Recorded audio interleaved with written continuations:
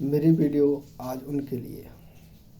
मैं एक सेमिनार में गया था, तो वहाँ पर मैंने देखा, नेशनल सेमिनार था। वहाँ देखा मैंने कि बहुत सारे लोग विद्वान जो थे अपने भारत के बारे में बात कर रहे थे कि हमारे भारत देश पहले बहुत विकसित था, पर जैसे मुग़ल आए, अदर फ्रांसीसी आए, तुर्किस्तान से आए, उसके बाद भारत धीरे धीरे कमज़ोर हो गया।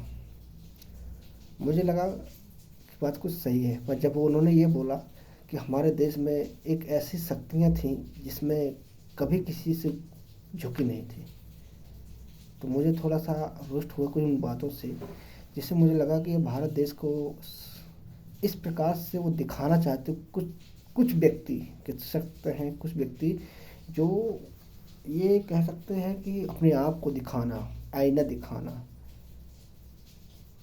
मैंने देखा, वहाँ पे सुना, तो उन्होंने बोला कि हमारे भारत देश की इतनी शक्तियाँ थीं कि पहले हमारा भारत देश लीड कर रहा था। अच्छी बात है लीड करना, लीड कर रहा हुआ अच्छी बात था। अच्छी बात था कि उस समय विकसित, पर ये मत भूलो कि उस हमारे पास भी कुछ नहीं था। जो यूरोप कंट्रियाँ थीं उनके पास के लेवल, अगर हमारे पास सब कुछ था तो हम आज उस स्थिति में न पहुँचते जिस स्थिति से हम गुजर के आ रहे हैं। आज हम अपने आप को बोलते हैं कि हमारा देश बहुत बेहतर था। अरे अब बेहतर हुआ है, स्वतंत्रता के बाद देखो अब बेहतर हुआ है। स्वतंत्रता की आज़ादी के बाद हमारा देश अब बेहतर हुआ है और आगे बढ़ रहा है। पहले ना कि जब वो मुग़लों का राज था या सिक्कों का राज था, या कह सकते हैं कि डचों का राज था या फ्रांसीसियों का राज था, या कह सकते हैं हमारे हिंदू राजाओं का राज, तब भी विकसित नहीं था। जो अपने आप को बोलते हैं कि नहीं हमारे समय में तो देश हमारा अच्छा था, विकसित था, कहना चाहिए कि उन्होंने अपने आप को ये साबित दिखाने के लिए नहीं, आज हम संविधान की वजह से कह सकते हैं कि जब से आज़ादी मिली है, अंग्रेज आए जब से, आज हम पीछे हो गए हैं। तो सोचो, उनको याद दिला दो, अपने बाप दादा से पूछना कि तुम सिर्फ अब जो मोबाइल यूज कर रहे हो, जो वीडियो देख रहे हो, जो एक बात से घर में बैठे बैठे सब कुछ हो रहा है, वो आज़ादी के बाद से हुआ है, न कि आज़ादी के पहले। ठीक है।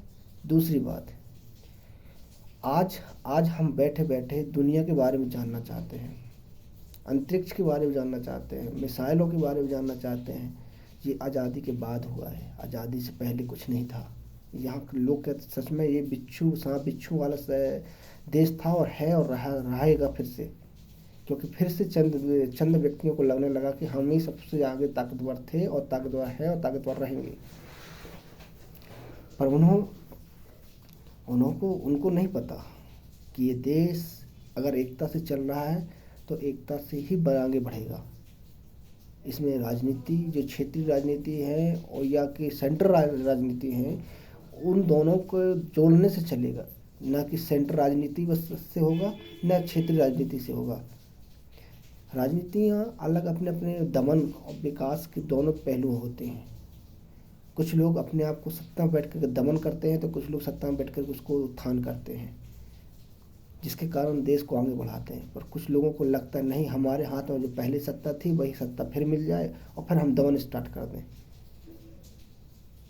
भारत में एकता और अखंडता है, पर उसे खोजने की ज़रूरत है। कहाँ से है, कहाँ से मिलेगी? आप अपने आप को राजा मानते हो, दूसरे को भिखारी मानते हो, अपने आप को तो देवता मानते हो, दूसरे को नौकर मानते हो, तो कहाँ से काम चलेगा? ये भेदभाव मिटाना के लिए अपने मन से मिटाना चाहिए, न कि किसी प्रकार के भेदभाव से। क्षेत्रीय राजनीति या स्टेट राजनीति या कह सकते हैं कोई दल, ये तभी उभरता है जब आपके दमन का कारण बनता है। कोई भी दमन, सांस्कृतिक दमन हो या जातिगत दमन हो या कोई प्रकार का दमन हो, तब वो आगे बढ़ता, विद्रोह के रूप में उत्पन्न होता है। इतिहास गवाह है कि आज से नहीं, हजारों साल से भी विद्रोह उत्पन्न होते रहे। पर नहीं, आज जो विद्रोह हो रहे हैं वो बोलते नहीं देशद्रोही है। अरे देशद्रोही तो तुम हो, जो साले अंग्रेजों के ज़माने में गुलामी की, मुग़लों के ज़माने में गुलामी की, फ्रांसीसियों के ज़माने में गुलामी, डच लोग आज उनकी गुलामी की हो, बस तुम्हें सिर्फ एक रोटी मिल जाए, बस उसकी गुलामी स्टार्ट कर देते हो। अरे गुलामी नकारना उनसे सीखो जिन्होंने अपने अपने जीवन पर कितना कष्ट सहा है और फिर भी गुलामी नहीं सहा। और यहाँ तक कि जो तुम लोग हो उनकी भी गुलामी नहीं सह रहे आज भी। आज भी विचार देखो तो दो धारा बटा हुआ है। गुलामी की बात करते हो। सच का तो खून में तुम्हारे अंदर भरा हुआ नकारात्मक सत्ता, चाहे तुम जिसके अंदर बस मुगलों का शासन आए तो उनके दरबार में गुलामी, अंग्रेज आए तो उनके दरबार में गुलामी, फ्रांस आए तो उनके दरबारों में गुलामी, डच लोग आए तो उनके दरबार में गुलामी, उनकी हर राजाओं की तुम्हारे अंदर जो कीड़ा घुसा है गुलामी का, गुलामी तुम हो।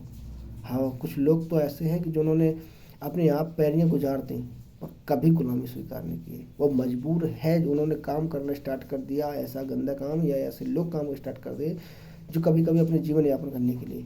और आज वो लोग से ये सीख मिलना चाहिए कि हमने कितनी बड़ी समस्या, गुलामी ये होता है, जिसे कहते हैं ना कि कहावत चली है, बिन लोटा का पैदा होता है जो चाहे जहाँ लुढ़क जाता है। ऐसे हैं कुछ लोग, जिसकी सरकार आए, जिसकी सत्ता है, उसकी गुलामी करने लगो।